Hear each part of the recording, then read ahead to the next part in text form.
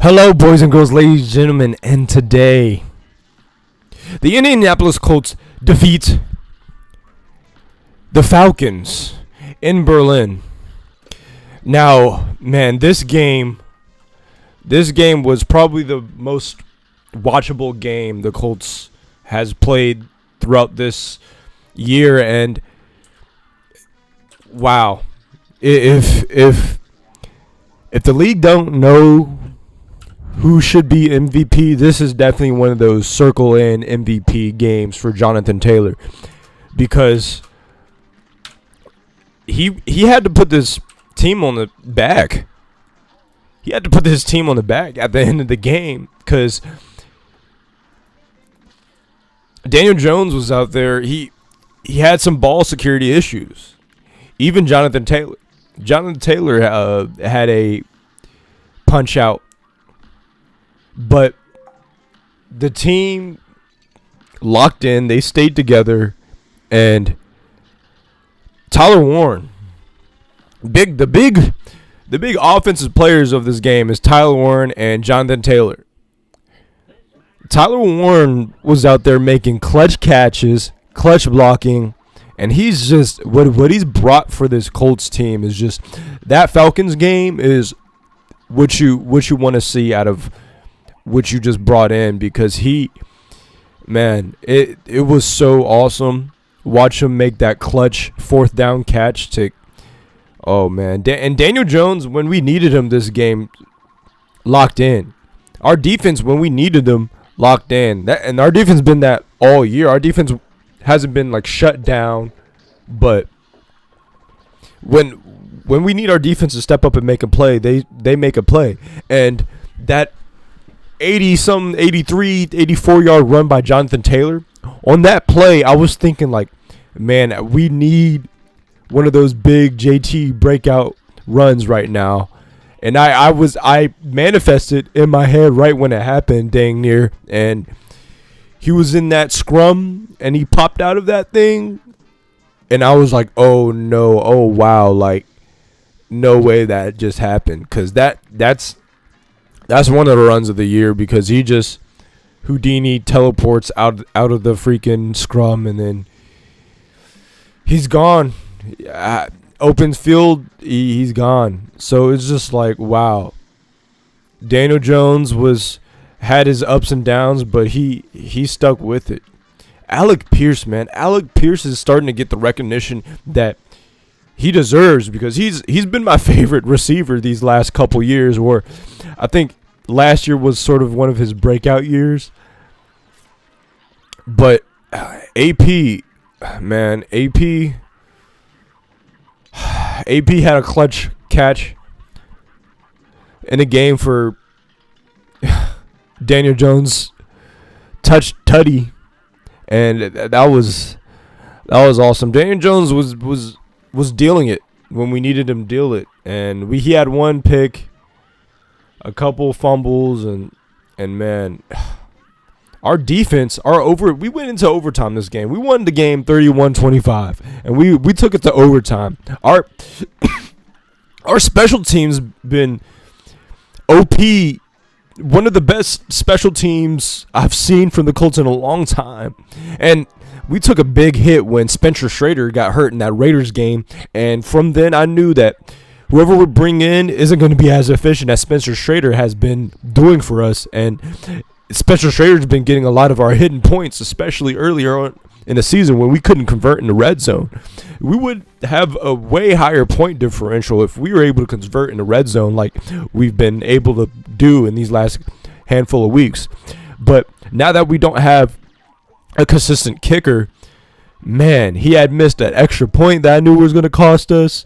And our offense had to go out there and kind of put it on our backs a little bit, because we weren't trusting some of the I think there was one situation where it was like, do we get this kick right now? But hey, we took the risk, and we had to go for it, because our kicker Badgley, he was able to come up clutch when we needed him the most to tie it to go into overtime. So that was a big moment for him, and see how he was going to bounce back from that adversity that he faced through the first half of the game. And it was wonderful. It was splendid to see. It was splendid to see. And the real gem of this Colts team has been our special teams. The amount of yards we can get from our special teams has been immaculate. Josh Downs had a good return. I think Ashton Doolin had a good return, setting us in great field position, short yardage. Like, that's going to be automatic for this historically efficient offense to be able to make something shake with. And yeah, that Falcons D guy got to us a little bit, but that Falcons offense, Penix, he was inconsistent today. There was some throws that he's gonna wish he had back. And looking back on film, it's gonna be a hard day on film looking back on some of the throws that he was missing. But this game was big. No DeForest Buckner, and that was big coming into this game, knowing what we were gonna do without Buckner, and we were able to get some pressure on. We saw more JT Tuimoloau. I think he got his first sack. So that was awesome to see that. Sauce, I'd even mention Sauce Gardner. Sauce Gardner had himself a solid game. There were some coverage busts that I think he was playing like cover 3 and left the linebacker basically one-on-one with Drake London, and that's automatic all day. You can't be doing that. So, and then he tripped. I think he got his foot stepped on for a 2-point conversion. That looked pretty bad, but throughout the day, outside of that, he was locked down, basically. He almost got a pick he should have got, but man, Sauce, this bye week is going to be feeling it was important for us to win this game going into this bye week, because after that Steelers loss, demoralizing offensive Steelers loss that we had to come out here with some fire. And this Falcons team, their record isn't giving them much justice, if you ask me, because this Falcons team is a solid team. And they took the Patriots down to the wire, and they took us down to the wire. And the Falcons just hasn't been able to get over that hump of winning. There's some teams who are just able to win close games, and the Falcons just hasn't been one of those teams that was been able to win these close games. And they're a sneaky good team. I don't think those Falcons are bad, but they're a sneaky good team. Like, they could win like any given week against any team. But if their offense, if their offense just isn't hitting as they need to be, it's just they're very inconsistent with their play. So it's like they're not a bad team, but you don't know what type of team you're going to get each week. Kind of like the Colts last year with AR. So, and we were just able to make it over 500 or whatnot, under, I don't even know. But yeah, this game was immaculate. It was a splendid overseas game, and Berlin really got a treat. Berlin really got peak Jonathan Taylor, peak Colts. What the Colts need to be. Danny Dimes was in this game is what I would think of was what I would have imagined Danny Dimes would have been coming into the season. I would have imagined him to play so well through the first 5, 6, 7 games. But this game was like my typical like control group Danny Dimes game. Like, he'll get a pick, maybe he'll throw a touchdown. He makes smart decisions with the ball. He'll make some dimes, perfect place passes, clutch when we needed him. Like, this is the type of Daniel Jones I thought we were going to get, and we've gotten more than what I thought he was going to get throughout this time. But it's still kind of a display on what happened during the Steelers game when we played them. Man, that was just a horrific game. Things offensively just didn't go our way we should have won only by 7 points. We only won by 7 points just because we just needed to make the scoreboard look good at the end, but that was out of hand. I'm not going to lie. But, man, this game was good. Defense was solid. They were able to hit us, intermediate down deep, but we most likely shut down Bijan Robinson. He didn't have that many yards this game. But that other running back that they had, he was the one kind of running all over us and whatnot. So it was